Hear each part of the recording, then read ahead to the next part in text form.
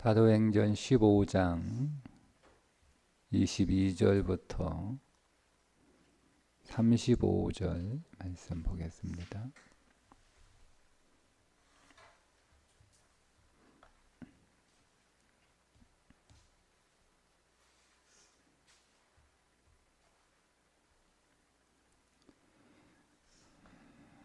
함께 읽겠습니다. 이에 사도와 장로와 온 교회가 그 중에서 사람들을 택하여 바울과 바나바와 함께 안디옥으로 보내기를 결정하니 곧 형제 중에 인도자인 바사바라라 하는 유다와 실라더라. 그 편에 편지를 붙여 이르되 사도와 장로된 형제들은 안디옥과 수리아와 길리기아에 있는 이방인 형제들에게 문안하노라. 들은즉 우리 가운데서 어떤 사람들이 우리의 지시도 없이 나가서 말로 너희를 괴롭게 하고 마음을 혼란하게 한다 하기로 사람을 택하여 우리 주 예수 그리스도의 이름을 위하여 생명을 아끼지 아니하는 자인 우리가 사랑하는 바나바와 바울과 함께 너희에게 보내기를 만장일치로 결정하였노라.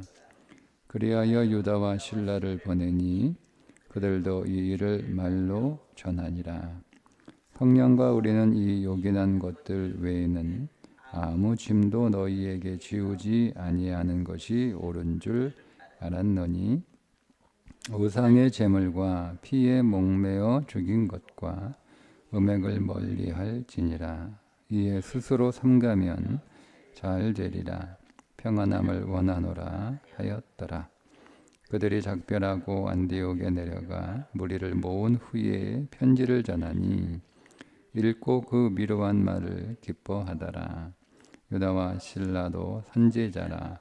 여러 말로 형제를 권면하여 굳게 하고 얼마 있다가 평안히 가라는 전송을 형제들에게 받고 자기를 보내던 사람들에게로 돌아가되 바울과 바나바는 안디옥에서 유하며 수다한 다른 사람들과 함께 주의 말씀을 가르치며 전파하니라. 아멘. 이제 예루살렘의 결정사항을 편지에 써서 안디옥과 수리아, 길리기아 지방에 있는 이방 교인들에게 또 교회에게 보내는 내용입니다. 편지의 내용을 보면 28절에 성령과 우리는 이 요긴한 것들 외에는 아무 짐도 너희에게 지우지 아니하는 것이 옳은 줄 알았노니. 여기서 요긴하다라는 것은 부득이한 또 불가피한 그런 내용입니다. 그러니까 이방인들이 지켜야 할 네 가지 기본적인 금기 사항들은 불가피하게 지켜야 한다는 사실을 분명하게 밝히기 위해서 쓰인 단어인데 디아스포라 유대인들이 복음을 영접하고 주 예수께로 가는데 장애가 되지 않도록 필수적인 내용들이다.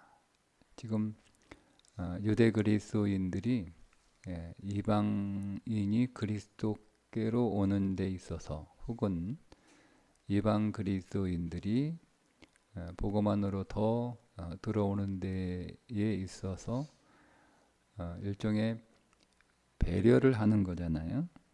그러니까 그들이 이방인들이 구원을 받는 일에 있어서 장애가 되는 걸림돌이 되는 것들을 치워주는 거잖아요. 그렇다면 이방 그리스도인들도 유대인들이 혹은 유대 그리스도인들이 구원을 받는 일에 있어서 거리끼는 일이 없도록 치워져야 될 것들이 있다는 거예요. 그러니까 여러분, 배려라고 하는 것은 상호 배려가 돼야 되는 거예요. 그러니까 일방적으로 나는 어떤 배려도 하지 않은 채 나만을 배려해 달라라고 하는 것은 굉장히 위험한 종교적 이기주의입니다. 그러니까 우리가 여러분 교회 생활 하실 때 꼭 염두에 두셔야 돼요. 교회는 돌봄의 장소이고 그 돌봄을 위해서 배려가 필수적으로 따라올 수밖에 없는데, 그러니까 우리는 물론 우리가 성인이 되었다고 해서 영적으로 성인인 건 아니에요. 심리어 뭐 영적인 것은 뭐 두 번째 치더라도 육체가 성인이라고 해서 그 마음이 성인인 것은 아니거든요. 육체가 성인임에도 불구하고 그 마음이 유아인 상태에 있는 사람들이 있어요. 뭐 그런 사람들에게까지조차 내가 배려했으니까 너도 배려해 달라, 뭐 이렇게 우리가 기대하기는 어렵습니다. 그러니까 그 마음이나 또 그 영이 성숙한 사람들은 배려를 하면서 배려를 그렇게 기대하지는 않지만, 그래도 어쨌든 우리는 진리 안에서 우리가 나만을 배려해 달라라고 하는 그런 이기적 종교심이 아니라, 내가 배려를 받았기 때문에 나도, 우리가 마음은 영적 유아일 그 마음은 우리가 유아일 수 있지만 또 우리의 영혼은 또 영적 유아일 수 있지만, 그러나 우리의 사고는 그렇지 않잖아요. 우리가 말귀를 못 알아듣는 사람들도 아니고 생각이 없는 사람들도 아니고 그렇잖아요. 그죠? 그러니까 우리는 이미 시간의 과정을 통해서 지식을 취득한 사람들이기 때문에 알잖아요. 그러니까 다만 우리가 알지만 우리가 그 마음이나 그 영이 따라가지 못하는 게 문제인 거잖아요.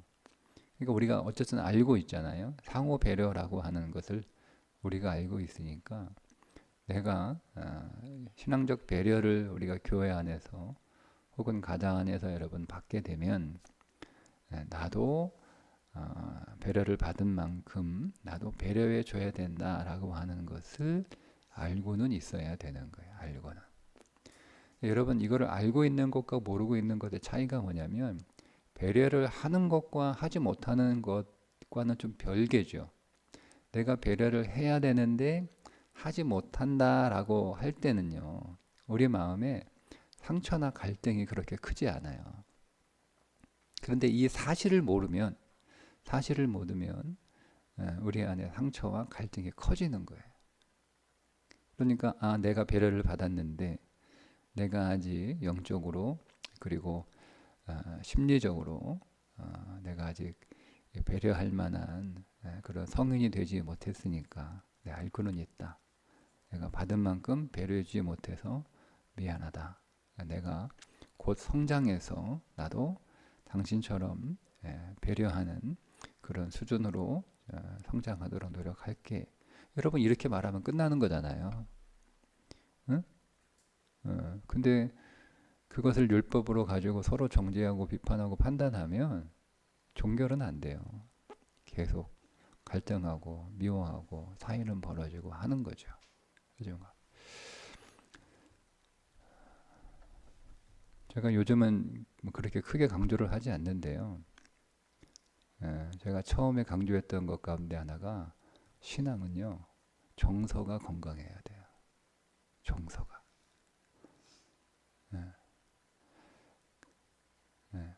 정서가 건강한 게 신앙이 건강한 거예요. 그런데 우리가 정서는 건강하지 않은 채 신앙생활을 잘 한다라고 생각하는 것은 종교생활 잘하는 거예요. 그러니까 신앙이라고 하는 것은요, 우리가 예수 그리스도를 만났다고 하는 건 여러분 꼭 기억하셔야 되는데, 인격으로 그리스도를 만나는 거예요. 그러니까 물론 그 인격적인 체험이 언제 있었냐라고 할 때 그 사람이 말하는 인격적 체험에 대한 정의가 제가 정확한 게 뭐 다 물어보지 못해서 제가 단정 지을 수 없지만 그러나 제가 볼 때는 인격적으로 만났다라고 하는 것 그 정의조차도 문제가 있는 거죠. 그게 이제 인격적으로 언제 만났냐라고 할 때 그 인격적인 만남에 대한 정의는 제가 볼 때는 언제 어떤 영적인 체험을 했느냐 뭐 이렇게 물어보는 것 같아요. 근데 인격적 만남은 그냥 글자 그대로 인격적 만남이에요. 인격적 만남. 네. 그러니까 우리가 상대방, 우리가 인간관계 안에서 인격적인 관계가 돼야 그게 건강한 관계잖아요. 부부 관계든 부모와 자식 관계든 또 우리 형제 관계든 뭐 또 우리 성도 간의 교우 간의 관계는 서로가 인격적이어야 돼요. 인격적. 신앙은 인격적인 관계를 맺어가는 거예요. 그러니까 우리의 죄는 이기적 관계를 만들어 갑니다. 죄성은 반드시 이기적 관계를 만들어 가게 돼 있어요. 그 이기적 관계를 추구하게 돼 있어요. 근데 생명은, 구원은, 믿음은 그 이기적 관계에서 인격적 관계로 변하는 거예요. 그러니까 그 인격적 관계를 잘 맺기 위해서 필요한 게 정서예요. 그러니까 정서가 건강해야 돼요. 정서가. 근데 우리가 교회를 오래 다니고 종교 생활은 열심히 하는데 자기 안에 왜곡된 정서나 혹은 깨어진 정서나 상처난 정서를 돌보지 못하는 거죠. 그러니까 우리가 교회는 오래 다녔고 교회 생활은 열심히 하는데 이 정서가 치유되지 않았고 정서가 건강하지 않으니까 교회 안에 여러 가지 신앙적 병리 현상이 나타나는 거예요. 그러니까 그 부분들을 여러분 꼭 염두에 두셔야 돼요. 그러니까 그리스도인이 되는 것은 내가 그리스도를 만나기 전까지 우리는 어떤 의미에서 보면 건강하게 성장하지 않았다는 것을 인정하셔야 됩니다. 뭐 우리가 많이 배워서 또 우리가 뭐 지식이 많아서 그래서 우리가 온전하다라고 생각하지 마시고 우리는 누군가에 의해서 양육되는 거잖아요. 세상에 내가 무인도에 딱 뚝 떨어져 가지고 거기서 무인도에서 혼자 자란 게 아니잖아요. 내가 누군가의 양육을 받는 거예요. 부모의 양육을 받았죠. 가족의 양육을 받았죠. 학교에서 그 스승의 선생님들의 양육을 받았죠. 친구들의 양육을 받죠. 우리는 계속 누군가에서 양육을 받았거든요. 근데 나를 양육한 사람들이 온전한 사람들이 아니에요. 그러니까 불완전한 사람들이 불완전한 양육을 했으니 내가 불완전한 성장을 한 거예요. 이것은 내 잘못이 아니라 그냥 내가 태어난 삶의 환경이 그럴 수밖에 거기가 구원되지 않은 상태였기 때문에 그럴 수밖에 없다라는 거죠. 그게 내 탓은 아니에요. 그러나 어쨌든 내가 내 탓은 아니지만 내가 불완전한 성장을 했기 때문에 내 모든 것들이 다 불완전한 거예요. 제대로 성장을 못하는 거죠. 그러니까 이 성장을 어디에서 누가 우리를 양육하시는 거예요? 하나님이 아버지가 되셔서 우리를 양육하시는 거예요. 근데 우리는 하나님이 오늘 우리를 어떻게 양육하실지를 잘 모르잖아요. 그죠? 그러니까 우리의 맏형 되시는 예수 그리스도가 하나님이 양육하신 결정체잖아요. 그럼 우리는 그 그리스도를 모델로 해서 하나님이 우리를 그리스도로 양육하시는구나 이렇게 이해하시면 돼요. 그래서 그리스도의 장성한 분량에 이르기까지 성장하라고 말씀을 하신 거예요. 하나님이 오늘 우리를 양육하시는데 하나님이 오늘 우리를 양육하시는 목적은 그리스도 예수이신 거죠. 그러니까 우리는 예수를 닮는 예수처럼 되는 성장을 하는 거예요. 그게 온전한 성장이고 하나님이 오늘 우리 그렇게 양육하시는 일에 있어서 그리스도가 사셨던 삶이 우리 안에 있는 거예요. 그러니까 하나님이 그리스도를 양육하셨다라고 할 때 그러니까 아버지와 아들의 관계에서 보면 하나님이 예수를 양육하실 때 그 예수가 성장하는 과정에 겪었던 일들은 우리도 겪는 거예요. 그래서 기업을 로마서 8장에 기업을 상속받는 자는 그의 고난도 함께 상속받는다라고 말씀을 하신 거예요. 그러니까 하나님이 오늘 우리는 예수님도 하나님이 그렇게 양육하셨는데 우리는 예수님보다 못한 존재들이잖아요. 그러니까 우리는 그 예수님보다 더 강한 양육을 받아야 되는데 하나님은 그냥 그만큼이면 된다. 그만큼 우리를 양육하시는 거예요. 이런 이해 안에서 우리의 삶을 바라보면 여러분 달라지지 않나요? 하나님이 오늘 나를 그리스도처럼 성장할 수 있도록 그게 온전한 존재니까 나를 지금 양육이라는 환경 안에서 지금 나를 다루고 계시다라고 여러분 인생을 보셔야 됩니다. 그럴 때 오늘 우리가 점점 정서가 건강해지고 그 정서가 건강해짐과 더불어서 우리의 신앙이 온전해지는 거예요. 온전해지는 거예요. 예. 그러니까 여러분 우리가 어떤 배려를 받았으면 우리가 그 정도 배려는 할 수 없는 아직 그 정도의 능력은 되지 않지만 우리가 지식 안에서 내가 배려를 받았으니까 나도 배려해 줘야 된다. 그렇게 못하니까 일단 양해를 구하고 표현을 해야 될 거 아니에요. 내가 이런 사랑의 배려를 받았는데 내가 거기에 맞는 배려를 내가 또한 해야 되는데 아직 내가 여러 면에서 부족하니까 좀 양해해 달라. 나도 노력하고 성장해서 나도 잘 배려하는 그런 존재로 그런 삶으로 살아가겠다. 뭐 이렇게 얘기하면 다 해결되는 거 아닌가요? 여러분 우리는 자기 안에 있는 어떤 감정을 가지고 표현하는 수준에서 이제 벗어나서 우리가 진리와 또 말씀 안에서 자기의 삶들을 좀 솔직하게 이렇게 표현할 수 있는 그런 모습들이 좀 우리가 성장하고 성숙으로 나아가는 일에 크게 도움이 됩니다. 그러니까 사실은 다른 사람이 나의 성장을 방해한다고 생각을 하거든요. 사실은요, 내 인생을 방해하는 사람은 나예요.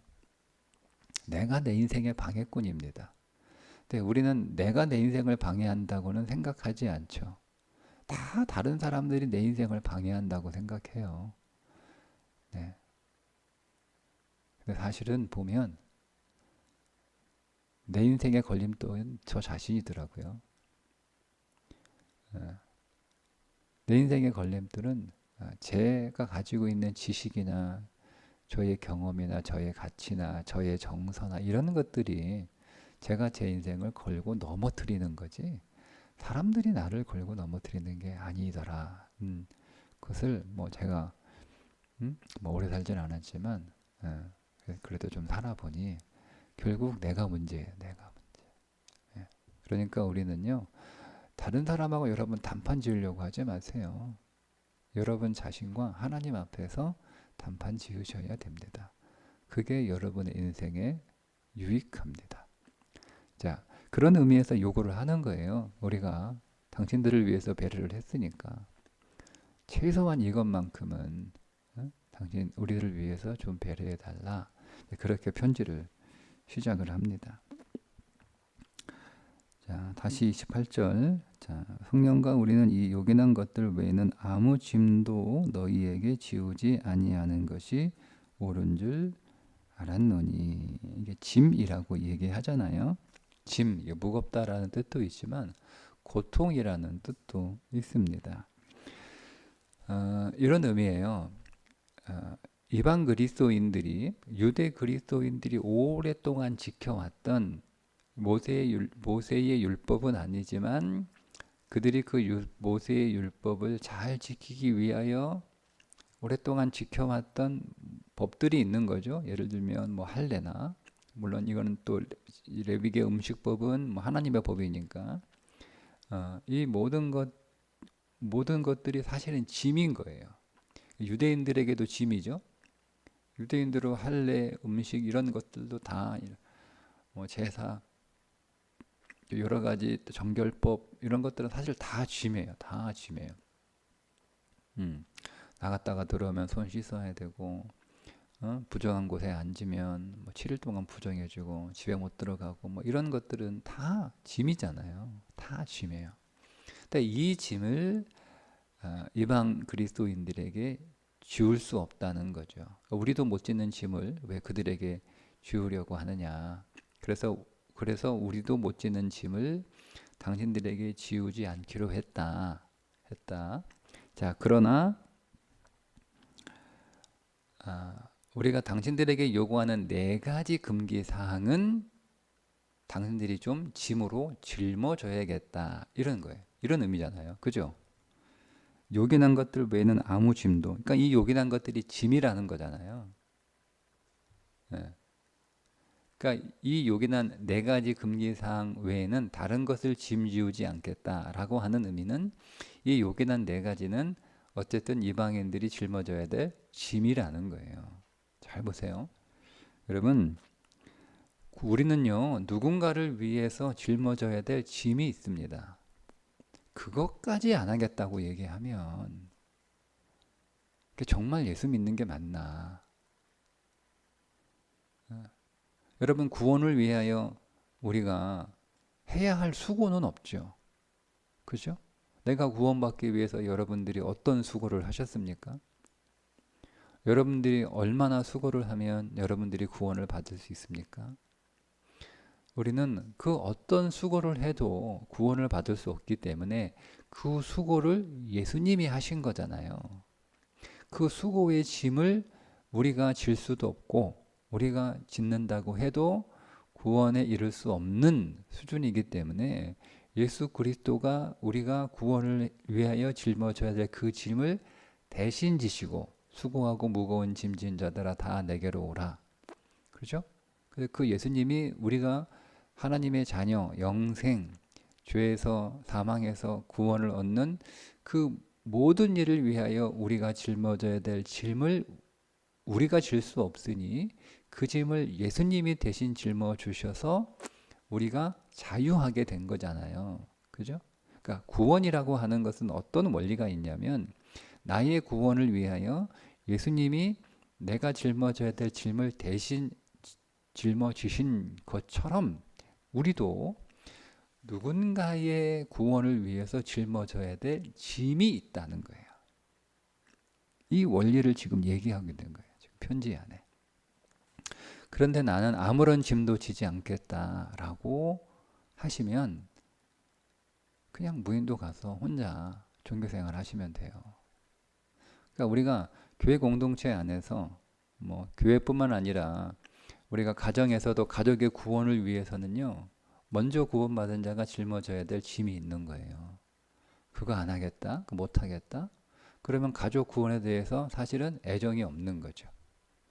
여러분이 일터에서 여러분의 직장에서 여러분들이 만나는 여러분들의 이웃들의 구원을 위해서 여러분들이 짊어져야 될 짐이 있는 거예요. 나는 그거 안 하겠다라고 하면 그 사람들의 영혼에 대해서 나는 관심이 없는 거죠. 뭐 구원을 받거나 말거나 나는 관심 없다. 그 의미예요. 내가 왜 수고해야 되는데 내가 왜 짊어져야 되는데 우리는 때로는 부당한 짐을 짊어질 때도 있잖아요. 여러분 이 이방 그리스도인들이 짊어져야 될 4가지 금기사항은요 부당한 거예요. 이거 왜 우리가 그거 해야 됩니까?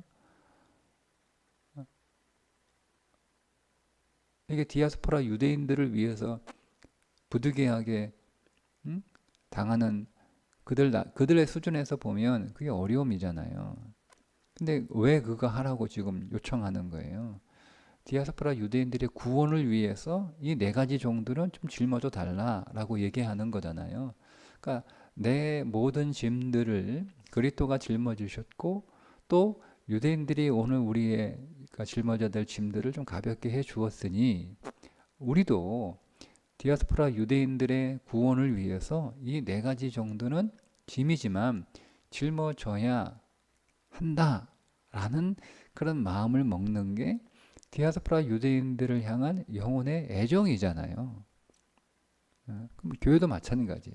교회로 우리가 다시 옮겨와서 우리는 다 구원받은 사람들인 건 아니잖아요. 교회 안에 구원받지 못한 사람들도 있고 설사 교회 안에는 모든 성도들이 다 구원을 받았다 하더라도 우리는 또 성장해야 될 과제가 있으니까 우리가 서로가 서로의 구원을 위해서 온전한 구원을 위해서 구원은 끝나는 게 아니라 구원은 온전 너희가 온전한 구원에 이르라 이렇게 말씀하고 있으니까 우리는 구원을 받은 것으로 끝나는 게 아니고 우리 그 구원이 온전에 이르도록 온전한 구원으로 성장해야 되는 과제가 있으니까 우리가 서로 그것을 위해서 모인 거잖아요. 나 혼자 온전한 구원에 이르기가 불가능하기 때문에 하나님은 교회 공동체라고 하는 그리스도의 몸을 이루는 교회를 우리에게 선물로 주신 거예요.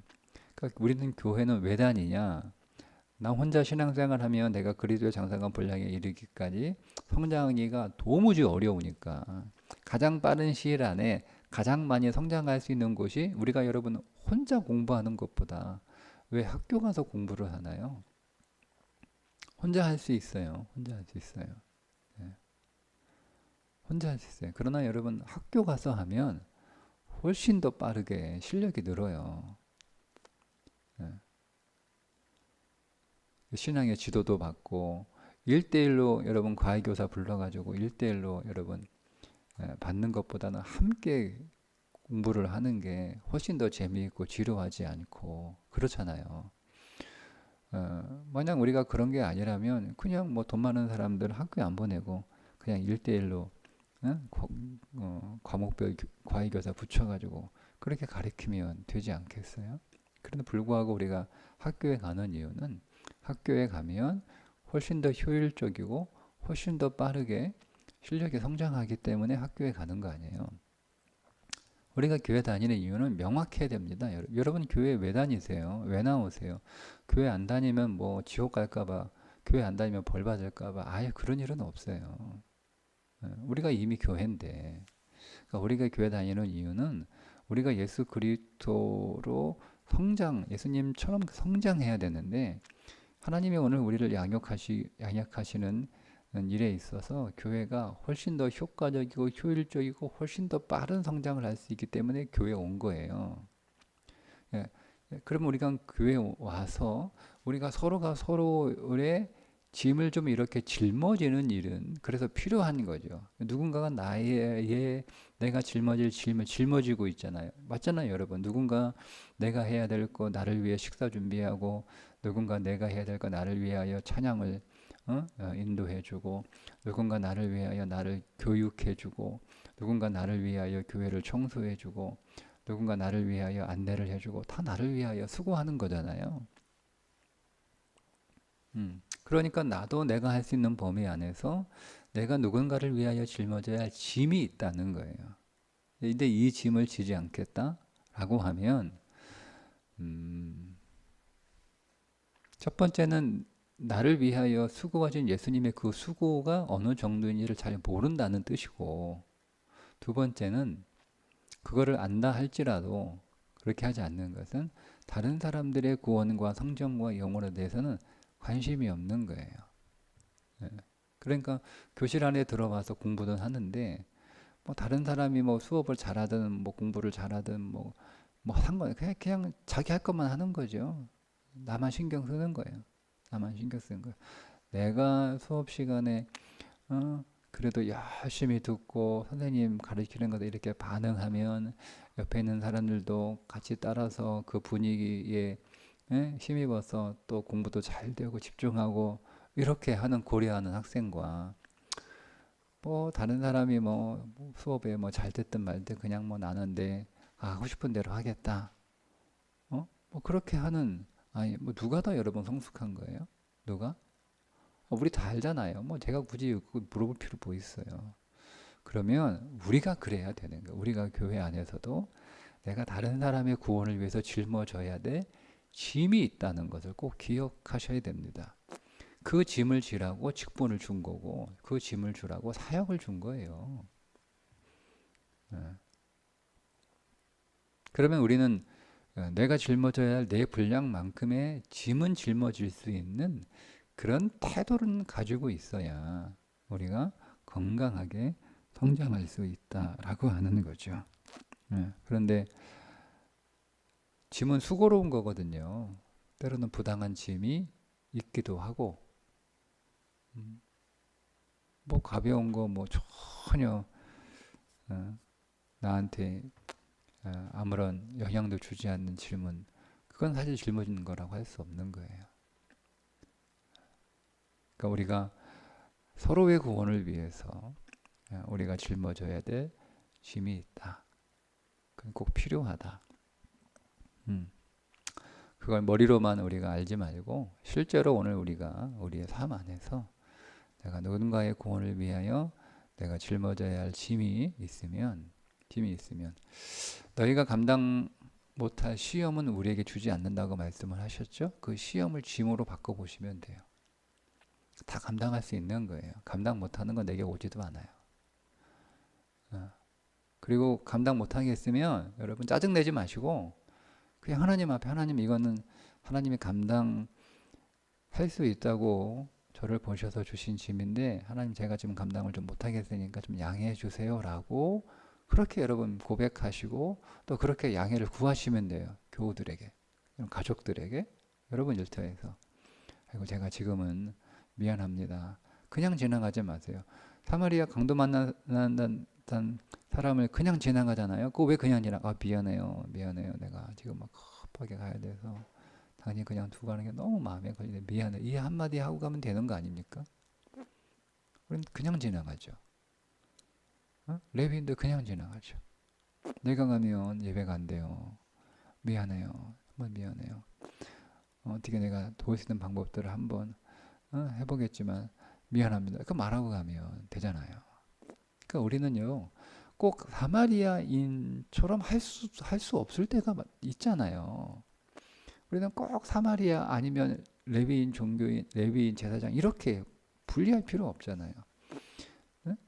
우리가 사마리아처럼 할 수 없을 때 우리가 레위인이나 제사장처럼 그렇게 그냥 지나갈 수밖에 없을 때는 그냥 말이라도 한마디 미안하다라고 하면 되는 거 아닌가요? 그게 뭐 어렵습니까? 근데 그게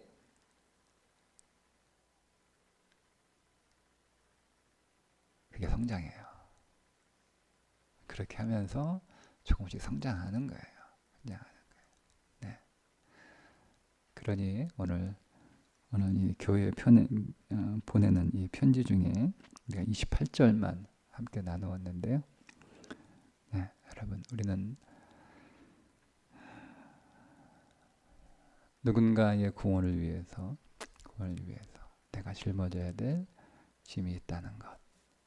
왜 이 모든 수고의 짐을 주님이 나를 위하여 대신 주셨으니 나 또한 그 주님처럼 누군가의 구원을 위해서 교회와 가정과 일터에서 내가 해야 될 나를 위한 것이 아니라 누군가를 위한 수고의 짐이 우리 안에 있다는 것을 꼭 기억하시고 그 짐을 잘 짊어질 수 있도록 성령님께 간구하고 그의 능력을 힘입어 감당하실 뿐만 아니라 그렇게 되지 못할 때 우리가 그렇게 되지 못함을 좀 양해를 구하는 그런 정서가 좀 건강한 그런 그리스도인으로 더 성장할 수 있기를 주님의 이름으로 축복합니다.